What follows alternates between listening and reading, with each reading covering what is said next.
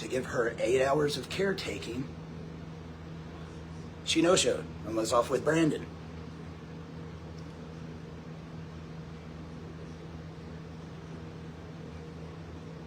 That's when Adult Protection Services came down there, because at this point, I'm broadcasting all over Facebook that I'm wanting them to do what just happened.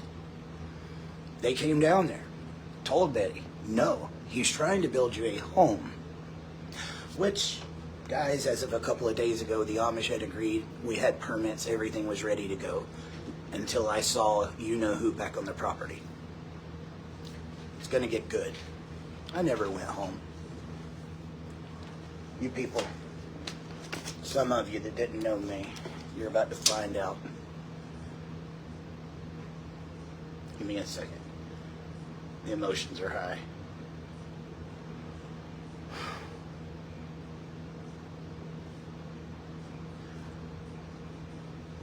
We were told when we got that protective order that if Betty talked to BJ or Larry, not just BJ, someone saying Patrick saying this is because of BJ. I mean, probably is. She's not supposed to be there, guys. She got caught cutting down telephone wire, melting the casing off,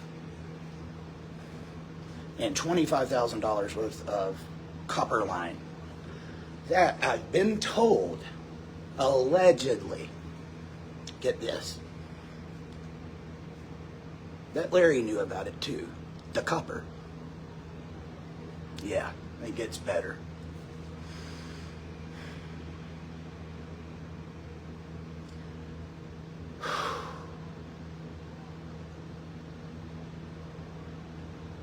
Give me a second.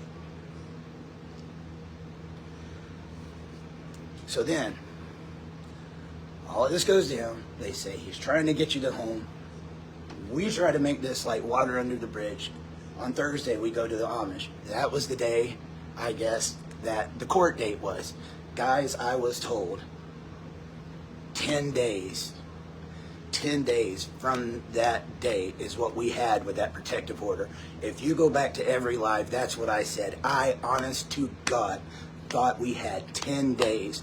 Now, the first 2 days when we were talking, I could have swore I saw like a September 9th or 10th date.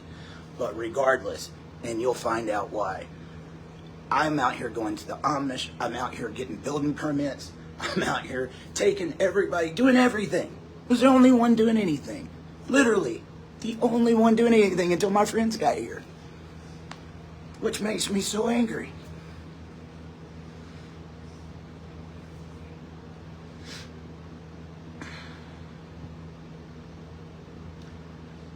What seemed like a normal day, we went, talked about the permits. I came on, give you guys the live, let you see what was going on, flood zones, everything that's going on. And I told Betty, they're not going to allow you to put the home there. One, it's supposedly not even your property, where your home is right now. And it's in the flood zone, all the way over to where Larry's house was, where the camper went. There was a piece of property on the very back that was flat, where they could have built. And guess what? They wouldn't have been where they were, could have got a new address where people aren't showing up to their house in the middle of the night. It would have been perfect. They could have been isolated. I came, told Betty about that. Everything was good.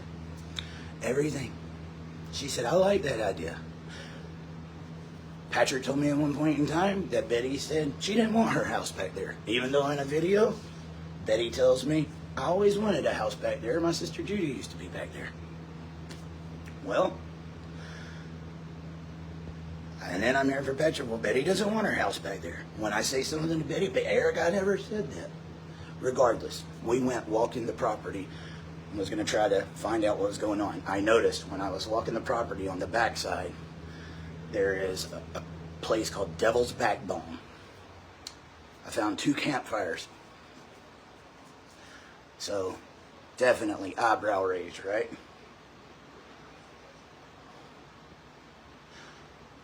Betty tells me that Timmy, or Lorraine, is missing Timmy. And I know she was. She loves her son, guys. She loves her son. And she said, do you mind bringing him back? And I was like, is he still going to be able to go to Georgia with me? Yes, he'll be able to go to Georgia. Just make sure he calls her. I was like, I will. I'll make sure he calls every day. She said, he doesn't have to call every day. Just I said, no, he'll call every day. Went back. My friend Robert Mast, who had flown out from Idaho, almost 78 years old, had a former Amish friend that lived 4 hours away that drove all the way up here to